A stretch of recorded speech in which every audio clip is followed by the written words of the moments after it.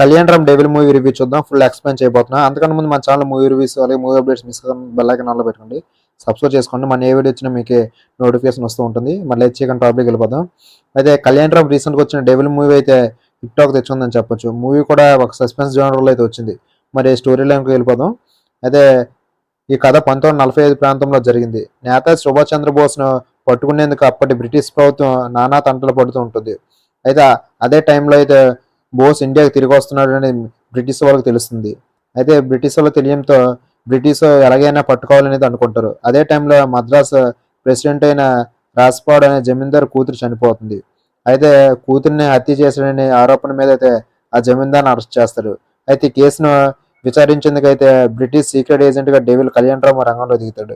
అయితే కేసులో జమీందార్ మేనకోడలు నైసాద్ అంటే సంయుక్త మేనన్న. అయితే నైసాద్ను డెవిల్ ఒక కంట కనబడుతూ ఉంటాడు. అంటే ఆమె చంపిందనే అనుమానంతో ఉంటాడు.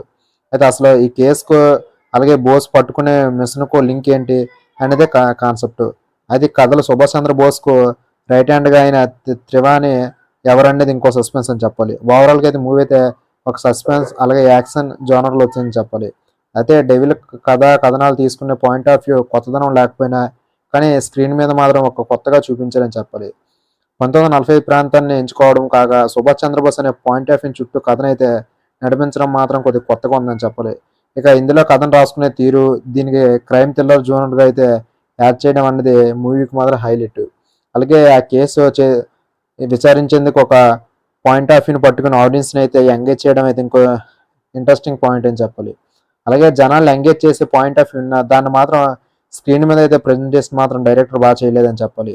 అయితే ఓవరాల్గా సినిమా మాత్రం పాయింట్ ఆఫ్ వ్యూ కాకపోతే స్క్రీన్ మీద అయితే డైరెక్షన్ మాత్రం బాగా చేయలేదని చెప్పాలి. డైరెక్టర్ మీద అన్ని రూమర్స్ అన్ని పడతాయి. ఇక ఈ చిత్రంలో మామూలుగా అయితే కళ్యాణ్ రామ్ యాక్టింగ్ అయితే యాక్షన్ సీన్స్తో పాటు హైలైట్గా ఉందని చెప్పాలి.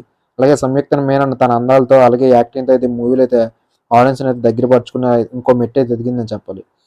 అయితే మూవీలో బీజిఎం ఆడియన్స్ పర్వాలేదు అనిపిస్తుంది. కానీ సాంగ్స్ మాత్రం ఆడియన్స్కి ఏమాత్రం ఆకట్టుకోదు. అలాగే బ్రిటిష్ సైన్యాన్ని కళ్యాణ్ రామ్ ఉచ్చుకోత పెట్టే ఫైట్స్ అయితే ఆడియన్స్కి అయితే బాగానే ఉంటుంది. అలాగే ఫస్ట్ హాఫ్ ఏదో ఇంట్రెస్టింగ్గా ఉండే పాయింట్ ఆఫ్ తీసుకున్న సెకండ్ హాఫ్ మాత్రం సస్పెన్స్ ట్విస్టులు చాలా ఉంటాయి. కానీ దాన్ని మాత్రం స్క్రీన్ మీద అయితే బాగా ప్రెజెంటేషన్ చేయలేదని చెప్పాలి. అయితే దీంట్లో ఫస్ట్ హాఫ్లో హర్షవర్ధన్ ఇచ్చిన ఆర్ఆర్ మాత్రం అద్భుతంగా ఉంది. కానీ సెకండ్ హాఫ్లో మాత్రం ఏమాత్రం బీజం అయితే ఆడియన్స్కి ఏమాత్రం ఆకట్టుకోలేదని చెప్పాలి.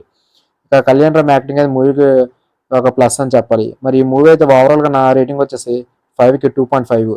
అలాగే మీరు ఎవరైనా చూడాలనుకుంటే తప్పకుండా వాచ్ చేయండి. మూవీ అయితే పర్లేదు అనిపిస్తుంది. మరి కళ్యాణ్ రామ్ ఫ్యాన్స్ లైక్ చేయండి, కామెంట్ చేయండి. Thank you friends.